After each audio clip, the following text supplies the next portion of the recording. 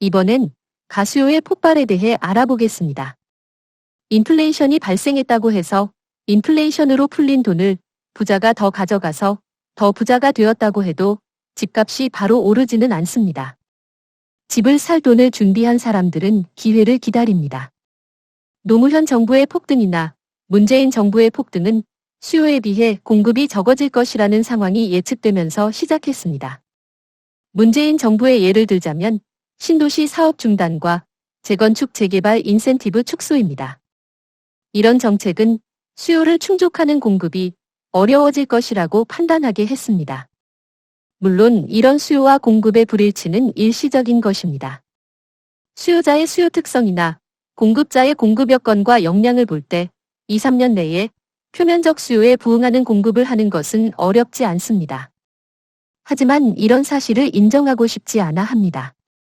집값은 올라야 하기 때문입니다. 그래야 집을 사서 또 돈을 벌 기회가 오기 때문입니다. 일시적인 수요와 공급의 불일치, 이것이 가수요 폭발의 신호탄이 됩니다. 어떤 운 좋은 사람을 한번 생각해 보지요. 박정희 정부 때 강남 열풍에서 집을 매매해서 돈을 벌었습니다. 재산이 2배가 되었다고 가정해 보지요. 일단 똘똘한 한 채를 사느라 돈을 다 썼으니 당분간 부동산 쪽을 쳐다볼 필요도 없습니다. 10년이 조금 넘어가서 이렇게 저렇게 돈이 생겼습니다. 노태우 정부 때를 말합니다.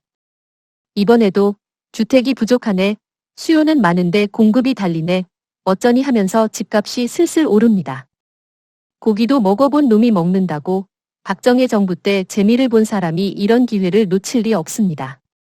집을 사고 재산은 또 2배로 늡니다. 그러면 4배가 된 것입니다. 또 한 10년 돈을 열심히 법니다. 또 다시 기회가 찾아옵니다. 노무현 정부 때입니다. 2번씩이나 경험이 있으니 이런 좋은 기회를 놓칠 리 없습니다. 집을 삽니다. 집값이 또 2배로 오릅니다. 이 운 좋은 사람의 재산은 이제 8배로 늘었습니다. 또 10년 정도 일하고 자본소득도 올리고 자금을 열심히 준비합니다. 또 기회가 옵니다. 문재인 정부 때입니다.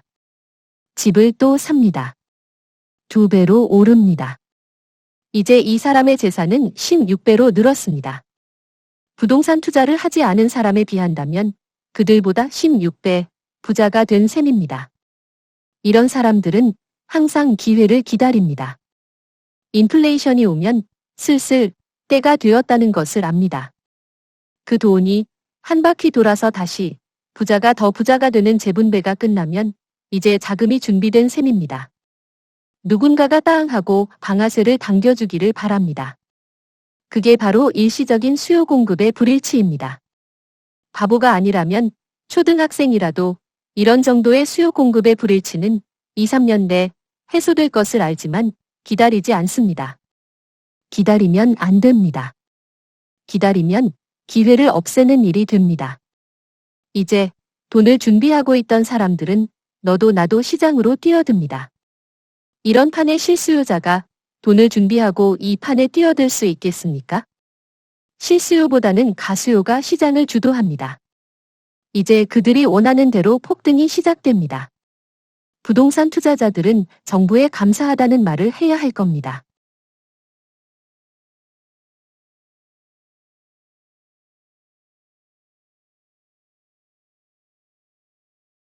이제 가수요가 주택가격을 견인한다는 지금까지의 주장을 실제 증거를 통해 입증해 보겠습니다. 이 그래프는 노무현 정부에서 문재인 정부까지 주택거래량과 주택가격 지수의 관계를 분산분해 분석한 결과입니다. 전통적인 수요 공급의 법칙을 따른다면 주택거래량이 늘어나면서 주택가격이 상승해야 합니다. 그런데 이 그래프를 보면 주택거래량 증가가 주택가격 증가에 미치는 영향의 크기는 9%이고 반대로 주택가격이 오르면서 이에 따라 주택거래량이 증가하는 추세는 20%입니다.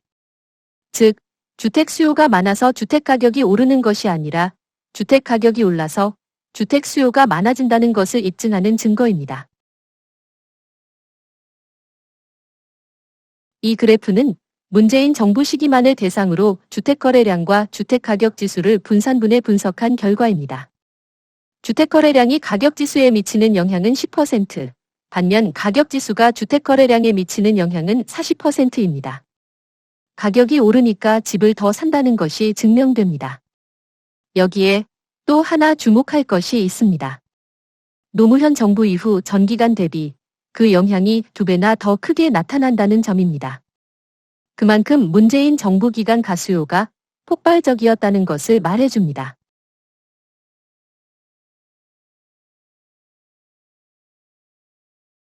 이 그래프는 주택 미분양 물량의 증감 추이를 보여줍니다. 오르락 내리락 하고 있습니다. 아래 X축 방향으로 연도가 쓰여 있지만 그걸 보지 않아도 어느 때인지 알 수 있습니다.